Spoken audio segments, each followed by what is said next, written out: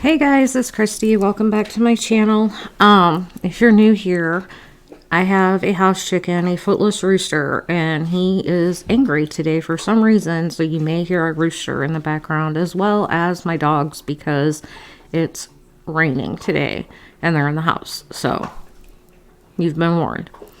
My daughter and I are both really sick today, and I wasn't planning on making this video really at all. I was doing research on a video about Brian Walshe, the buffoon husband of Anna Walshe, and his new charges and things that have come out.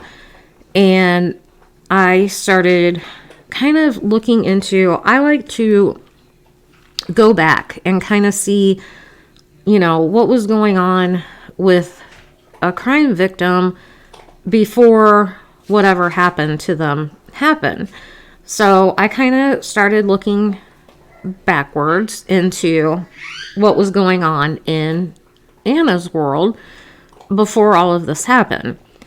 And I found some stuff that it was wild. And I was going to include it in the video that I was going to do about the buffoon.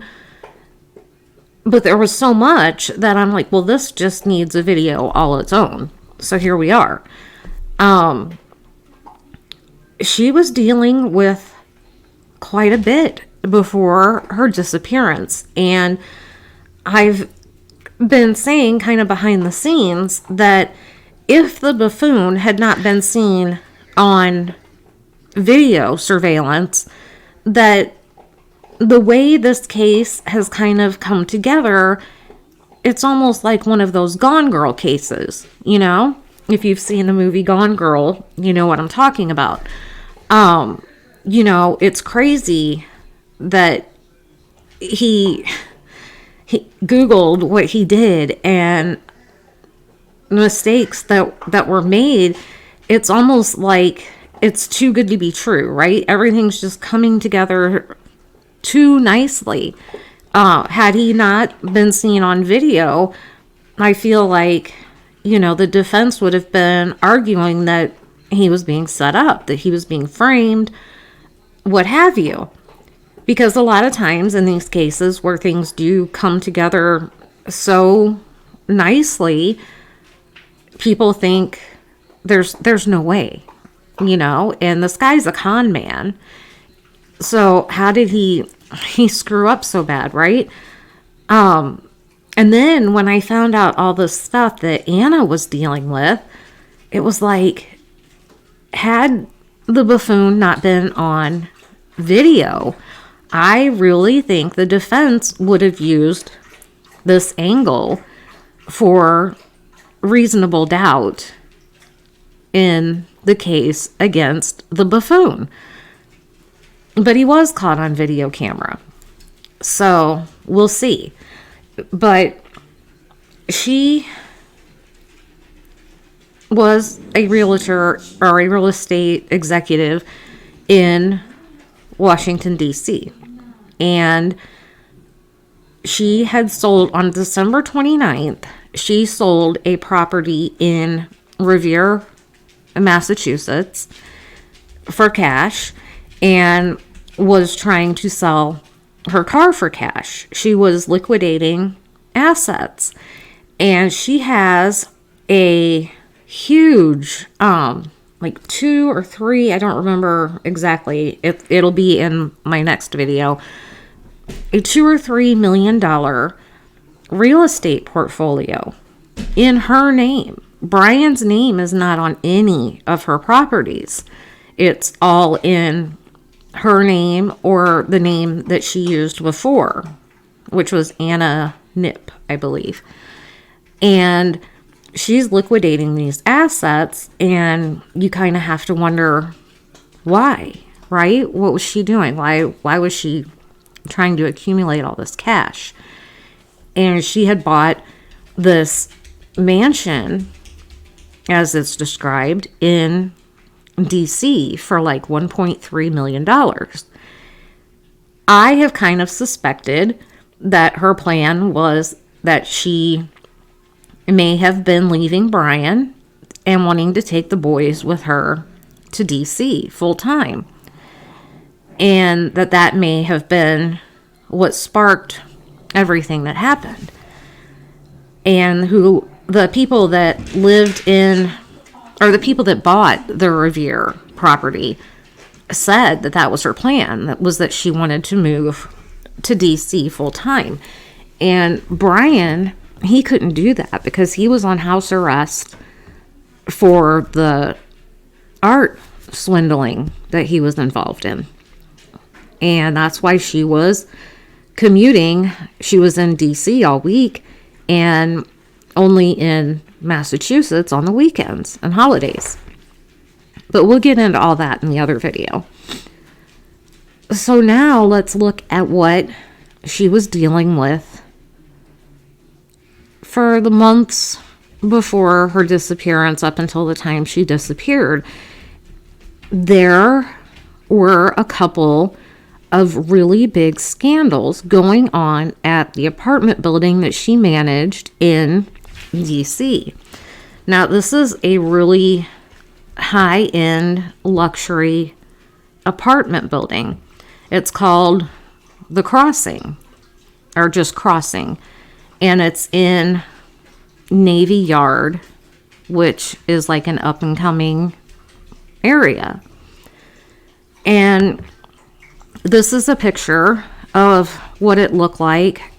This is the picture of the entrance to the building.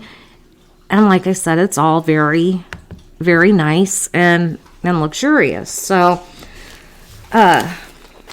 let's get into, so this is the first of the two scandals.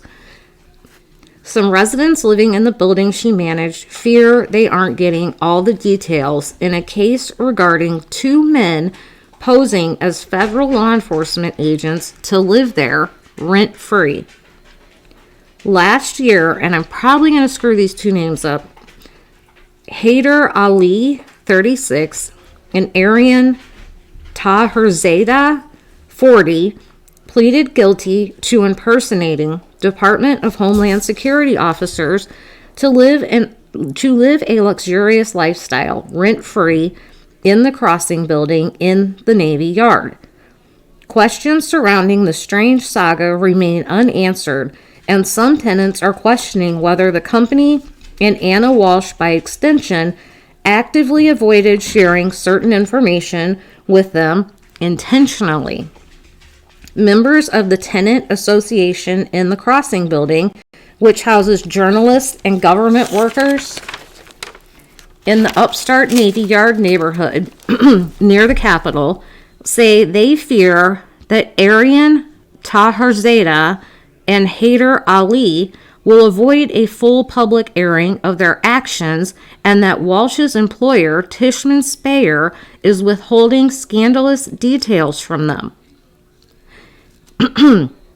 Anna Walshe was described as very forceful and shady in her handling of the aftermath of the scandal, even claiming to tenants on one occasion that she wasn't Anna Walshe in an apparent effort to duck their questions following the April 16th FBI raid that busted Ali and Taherzadeh. Taherzadeh pleaded guilty in August to crimes including, listen to this stuff, you guys, conspiracy, unlawful possession of a large capacity ammunition feeding device, and voyeurism. Ali pleaded guilty in October to conspiracy, bank fraud, and unlawful possession of a large capacity ammunition feeding device. He will be sentenced February 24th. Taherzadeh does not have a sentencing date set. Many questions remain unanswered in the bizarre case in which the duo stockpiled tactical gear, weapons, ammunition, and surveillance equipment while providing free rent to a secret service agent and lavishing gifts and flashing badges to an array of local and federal law enforcement officers while claiming to represent the non-existent U.S. Special Police. One tenant provided the New York Post with a photo of what one of the imposters said was a master key code, meaning they may have been able to plant cameras throughout the building. Questions remain about whether they were associated with foreign actors as well as Washington security agencies while infiltrating the complex. This is some scary stuff. I have got so many more details for you. But first, let's look at who these guys are. This is Ali. And this is Taherzada. And you can see in the other side of the picture some of the stuff that they had accumulated. And it looks like pelican cases, gun cases, or whatever in his closet. So, a female member of the Tenant Association's board says she's very concerned about the voyeurism allegations, and after the men pled guilty, she tried multiple times to get information regarding which areas and units had been impacted, specifically wanting to know if her unit had been one of them, but she never received any answers.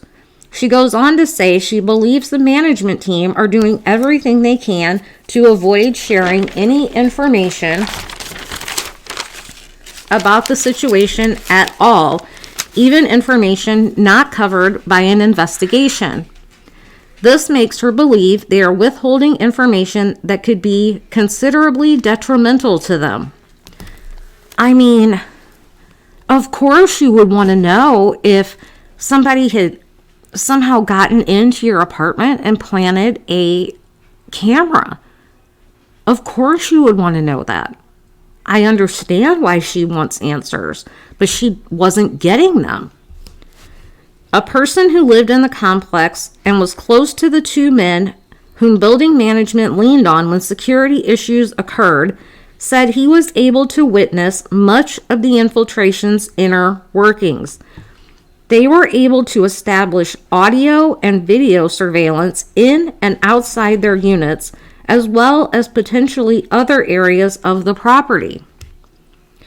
This person said they were able to view Arian's phone video footage showing residents engaged in nefarious behavior from cameras in other areas of the building, which were not connected to the ones in their individual units. At times, Arian had used cameras throughout the property to find this person rather than call when he wanted to talk to him, which made it obvious that he either had access to the building's common area cameras or was able to establish his own system throughout the property. Furthermore, Arian and Hayter had expressed that specific cameras in the building were theirs and not management's. One tenant called Anna Walshe a wolf in sheep's clothing and a very fake person who alternated between a power woman persona and a meek manner while seeking to shut down or placate inquiries about how Hayter and Taherzada managed to score 5 units in the upscale building for which they allegedly failed to pay $222,000 in rent from late 2020 through spring of 2022. The tenant said Walshe lied to people and said things she wanted you to hear in the moment. At the time of her disappearance, Anna was on the receiving end of resident demands for the results of an internal security review. Walshe participated in a September 19th meeting with the Tenant Association Board and wouldn't share any information about the status of the review, which the company first disclosed in a May email to residents. In addition to claiming to being part of the Department of Homeland Security, The Justice Department says Ali boasted that he had links to Pakistani intelligence and possessed a passport with 2 Iranian visas from 2019 and 2020, as well as 3 older Pakistani visas. It's crazy. The president of the Tenants Association says for nearly 8 months, Crossing DC management has refused to provide any answers or clarity when it comes to the residents' safety and security following the FBI raid. Rather, they have done everything they can to obfuscate information from residents and the general public. He says those living there have felt great concern and are left with more questions than answers. I mean, obviously you would be concerned, right? I would be. He says Tishman Speyer, in his experience, will operate within the grayest areas of the law, lie to individuals who seek answers, and provide little to nothing for residents' peace of mind. It sounds like this company she worked for was pretty sketchy. Court filings that reveal some details of the infiltration operation describe what could be the plot of a spy thriller movie. Taherzadeh stated that Ali had obtained the electronic access codes and a list of all the tenants in the apartment complex. He further states that Ali was the one that funded most of their day-to-day operation, but Taherzadeh did not know the source of the funds. Authorities seized, listen to this, you guys, guns, sniper scopes, a drone, police lights, protective vests, gas masks, breach equipment, and law enforcement insignia, and equipment to make fake IDs. Authorities say Taherzadeh and Ali compromised United States Secret Service personnel involved in protective details and with White House complex access by lavishing gifts upon them, including rent-free living. One member of the Secret Service was allowed by the men to live rent-free in a penthouse from February 2021 to January 2022 at a market cost of more than $40,000. Another law enforcement officer's rent in the building was also covered. I gotta get a drink. This is insanity, isn't it? The whole time I was researching, I'm like, oh, damn. In a court filing, authorities said Taherzadeh provided members of the United States Secret Service and an employee of the Department of Homeland Security with, among other things, rent-free apartments, iPhones, surveillance systems, a drone, a flat-screen TV, a case for storing an assault rifle, a generator, and LE paraphernalia. The conspirators also offered these individuals use of what Taherzadeh represented to be official government vehicles and allegedly offered to purchase a $2,000 assault rifle for a U.S. Secret Service agent assigned to the First Lady's protective detail. The 4 Secret Service agents were placed on leave pending a review of their actions. Wow. I mean, that is a scandal. And she is the one that's having to deal with it because she manages the property. And apparently she's doing everything she can to not answer questions. Can you imagine the amount of stress that would be? So, as if that's not enough, a month after the FBI raid, there was another incident at the building. A DC government official called and sent emails noting that a resident contracted Legionnaire's disease after frequenting the building's wellness suite, which boasts a heated indoor lap pool, cold plunge pool, and hot tub seemingly fit for an elite hotel. So I have some pictures. This is the indoor pool area, hot tub area. And this is the spa.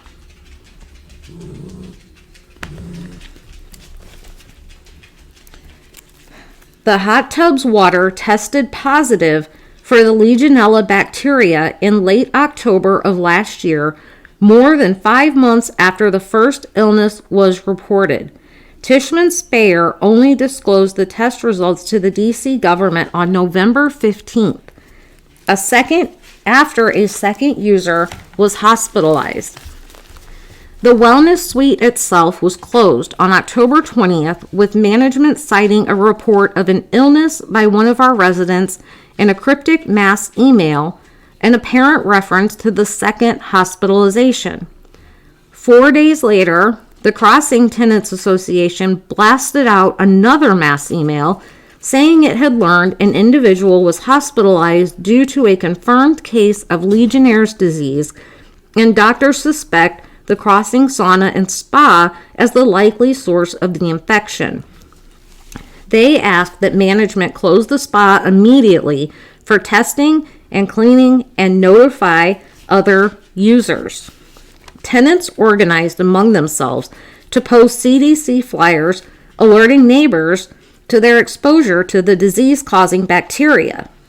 And here's the flyer that they posted. That led to a clash with Anna Walshe, who had employees tear them down. She told the tenants they have been thrown away, and that was not something that they authorized. She goes on to say the Department of Health make recommendations to provide the fact sheets to the residents, but they do not demand it.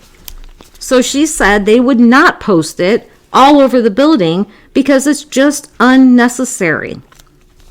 A tenant asks Anna why it's unnecessary, and she responds by saying it's unnecessary. That's the recommendation that's made. It's not a request. It's not a mandatory thing. Wow. And I have a recording of some of that we will listen to. You're going to hear Anna's voice here. And this is basically the conversation that I was just talking about. You can certainly post anything that has to do in regards to the tenant association meetings or any information that's pertaining to that, and in the designated areas. Any other signage, it would not be something that we would support, because especially because as of right now it's a claim, we don't really know what it is, so really alarming the community might not be the something that we want. So this is business operations of our tenant association to post this, and they are being posted at the request of CDC Health to inform the community of a potential exposure to Legionnaire's disease. The building was actually recommended to do this already back in May when there was the first case of Legionnaire's disease. I don't know if you're following that information, but this is coming from DC Health. The request that they have made, I'll be happy to execute on. I would love for them to request it from us as building management. So I'm confused. I'm sorry, Anna, to interrupt you, but you're saying that you're talking with DC Health. They have actually said the contrary, that no one from across DC has spoke to DC Health since May of this year. Okay, so either way, whatever your request was, we're talking about different things right now. Your request and concern was to make sure that there's signage everywhere, and you have mentioned that DC Health has requested that we posted. They have that request we have not received. If I receive the request, and I will inquire about it. The printouts that you have had have been taken down. They have unfortunately been disposed of. Okay, so they're gone. They have been thrown away, correct? Okay, perfect. But at the same time, this was not something that we authorized, so that there's the fine balance there, right? That's one thing. Second thing, in correspondence with the Department of Health as well, they make recommendations to provide the fact sheet to the residents. They do not demand it, so we are not going to post it all over the building because it's just unnecessary. So why is it unnecessary?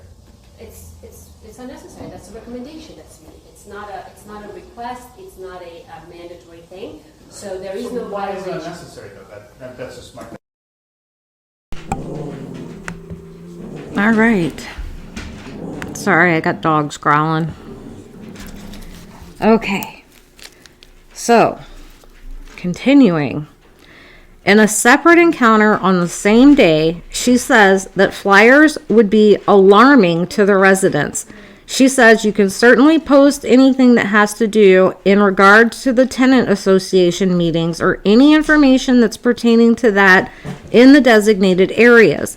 Any other signage, it would not be something we could support especially because as of right now, it's a claim. We don't really know what it is. So really, alarming the community might not be something that we would want.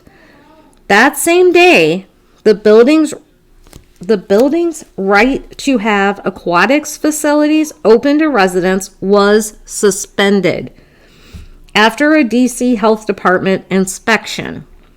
The official document was signed by Walshe and an inspector who wrote that algae were found inside a rooftop pool and that the building failed to report a known illness and needed to share Legionnaire's information with residents. Why do I feel like the guy in the recording probably called the health inspector and had them come out? So here is the document. We can take a look at this. Let me make it a little bit bigger. So this is from the DC Department of Health Swimming Pool, Spa Pool, and Sauna Inspection Report, the crossing, and then there's the address. Let's see. Let me get a little bit bigger here.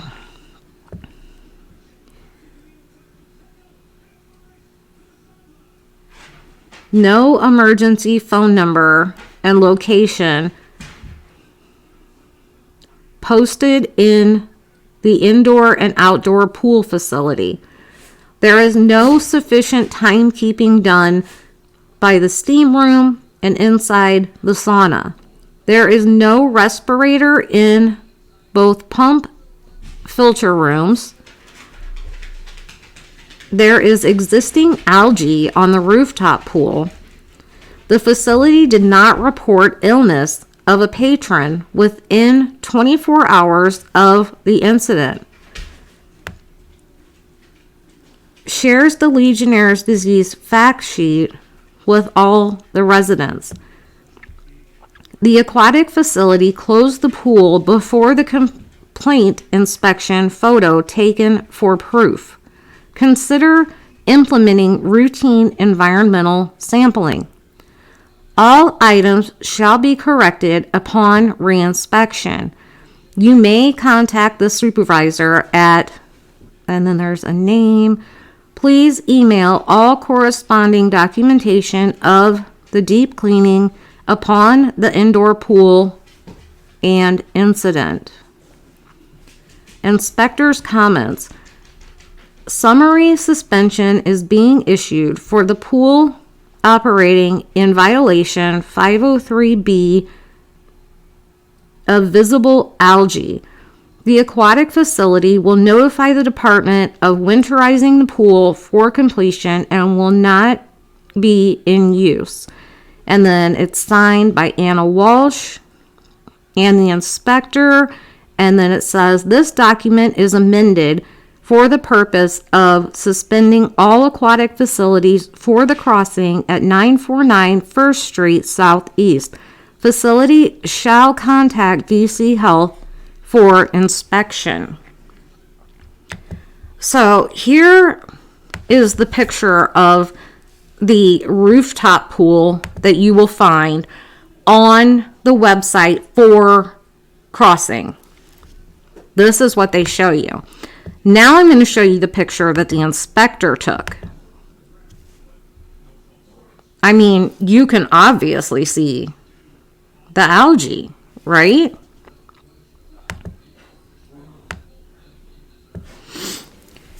Okay. There's still some more. Okay. On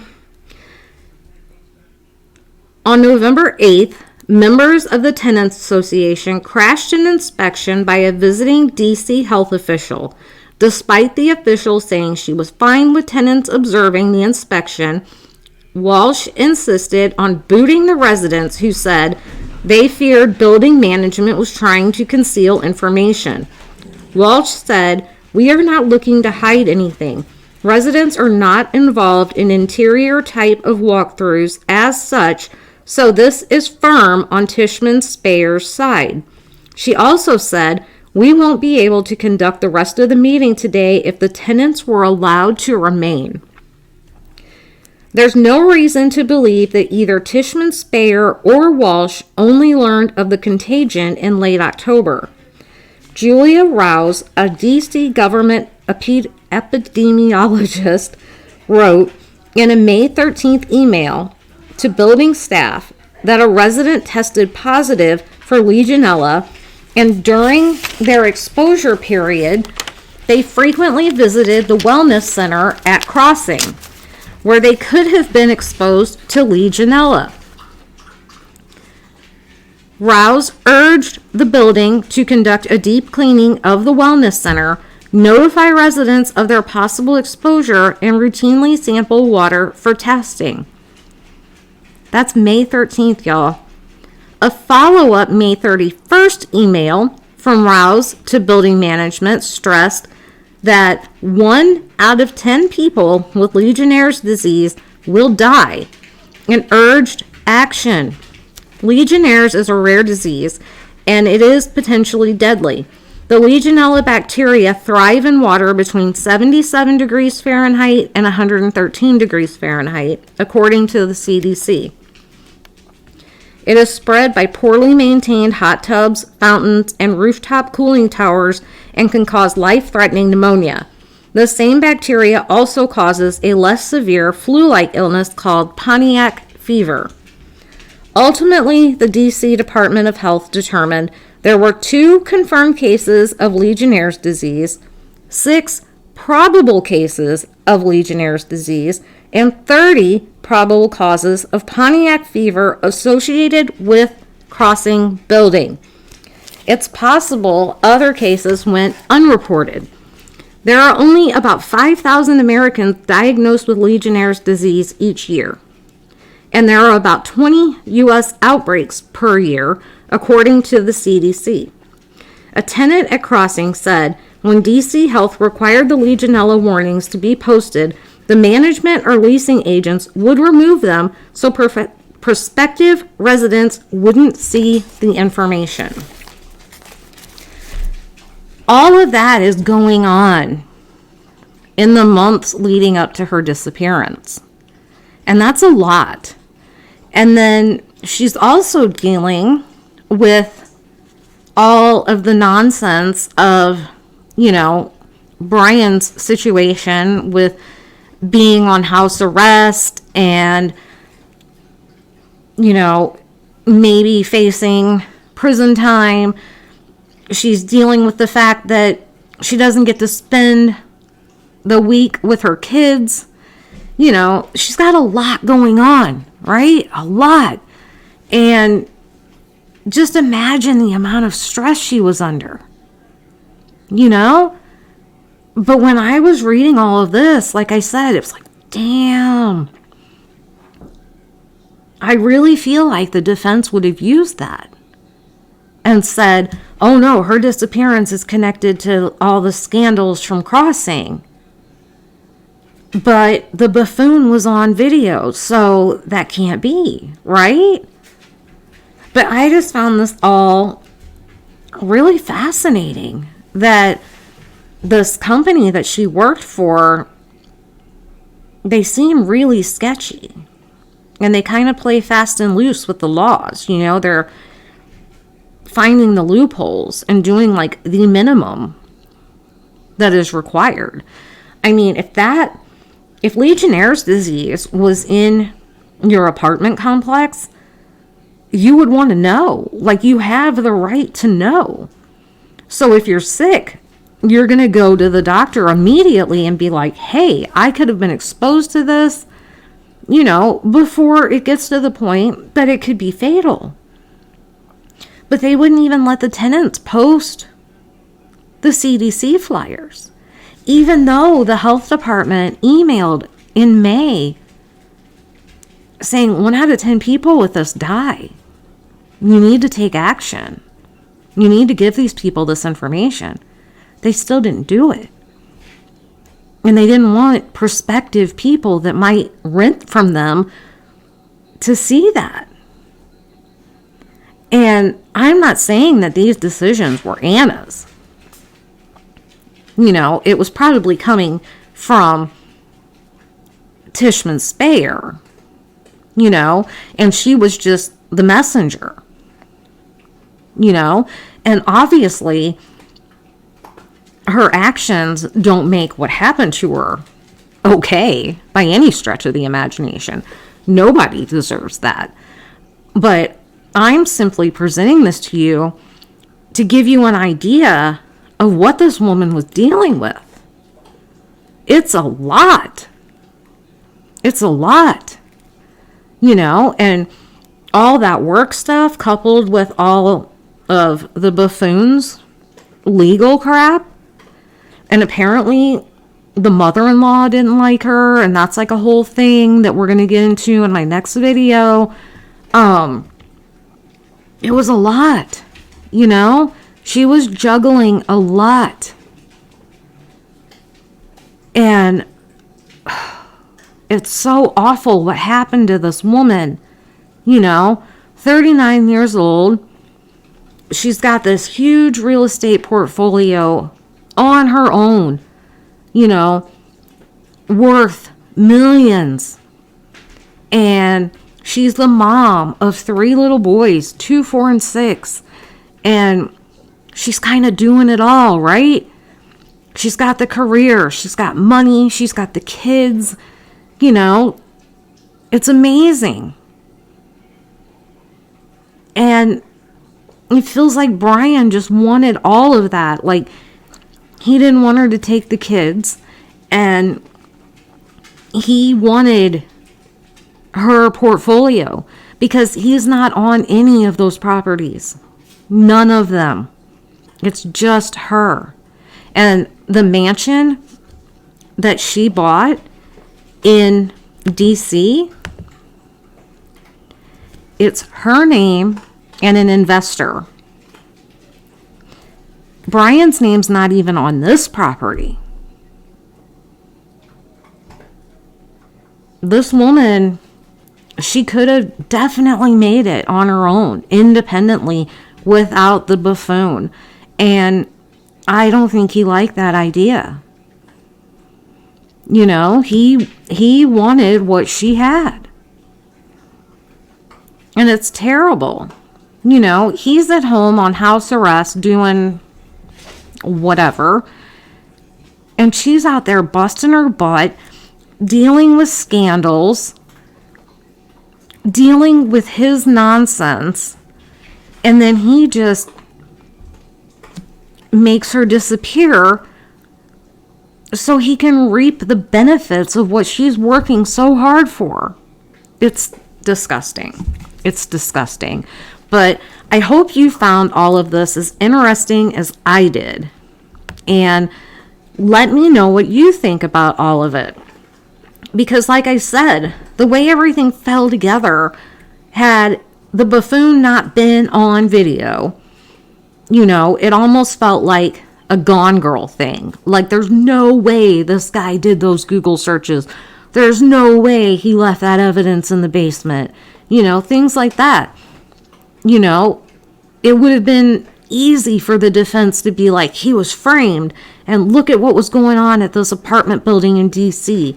It's probably related to that, especially the 2 that got arrested in the FBI raid, right? Not so much the Legionnaires stuff, but the other, you know, they're compromising Secret Service agents. You know, they've got foreign ties, and, you know, they're doing all this stuff, and that would have been like the defense's dream, right? But the buffoon is on video, so that's not going to fly. You can't explain that. So, I don't know, but let me know what you guys think, because I just, like I said, I was reading this and I'm just like, wow, damn, holy crap. And I felt like it deserved its own video. So let me know what you think. give this a thumbs up. Leave me your comments. Share it on your social media. I haven't seen anybody else really talking about it. And if you're not already subscribed, please go ahead and do that. Hit the bell so you get all the notifications. And thank you all for spending part of your Saturday with me. As always, I will see you all in the next one.